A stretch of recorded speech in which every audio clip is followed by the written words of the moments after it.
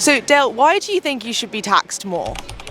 Well, I think that there's an imbalance in our tax system. I think the more money you have, the less tax you pay. I think that's wrong. We have extreme poverty in our country. We have a shortage of cash for all kinds of things, but there's no shortage of actual money. It's just concentrated in relatively few hands. Our tax system is just, I tell you what, I think it was written by rich people for rich people. And you're asking for 2% tax over 10 million in assets now. If you were to pay that amount of tax, or other people like you, what meaningful difference would it make to your life? What are the things that you might be able to do now that you wouldn't be able to do if you paid that amount of tax? Well, that's a good question. I have to say nothing. I want to say fuck all, but you probably don't want that. Look, I mean, it can't make a difference, can it? If you've got £10 million worth of assets, money in the bank, property, whatever it is, and you have to pay a £200,000 tax, what do you go without? Yeah. Right? And what about the argument? I mean, Labour have been really reluctant to impose a wealth tax, even talk about it when they were drafting their manifesto, because they say that it's going to push people out of the country. I mean, do you agree with that assessment? No, I don't accept that at all. I think we heard this in the autumn at the time of the budget when capital gains tax went up from 20% to 24%, and the right-wing press said, oh, you know, everybody will leave. But I think in the end it was 0.3% of Britain's millionaires actually did leave. I think most people that live here like living here for a lot of reasons, and it's not because we're a low tax zone or something like that. But I think also that if you don't want to pay your fair share of tax here, then you should go. Yeah, we don't want them anyways. We don't want them. I mean, the worst kind of freeloader is a completely rich freeloader, right?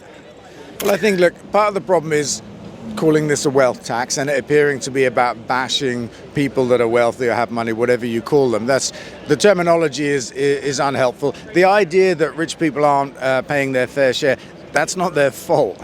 That's a tax system that was written by rich people for rich people. It's been going on for decades. We have one of the most complicated tax regimes in the world, about 3,000 pages of it. It's about 10 times as big as the one I think it is in Singapore.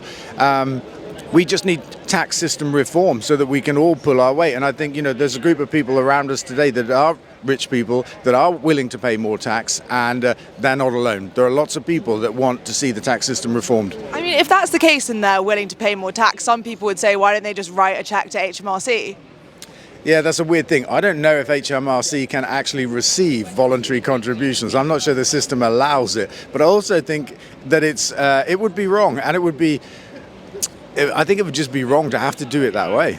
You think that society should manage it in a way that everybody contributes in an equal way? Sorry. The reason why it doesn't work if one person just pays a voluntary tax is that's what, 2 million, 3 million. If you get 20,000 people, It's 200,000.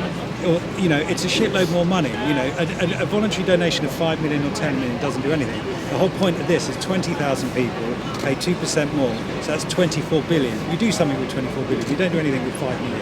I think a great example of the imbalance in our tax system is that if you have a job and you make your money with your hands, let's say, for example, you'll pay twice the rate of tax than if you make money with money, if you have investments. So your income tax rolled up with national insurance is about 50%.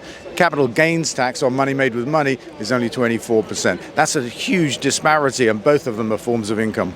So you think that we should be looking into raising capital gains tax as well? I do, absolutely. I've been arguing for it for a long time. It did go up 4% in the last budget. There's so much scope for it to go up without, and you can still leave a gap if you want to, but I don't think there should be a gap. I think it's all a form of income.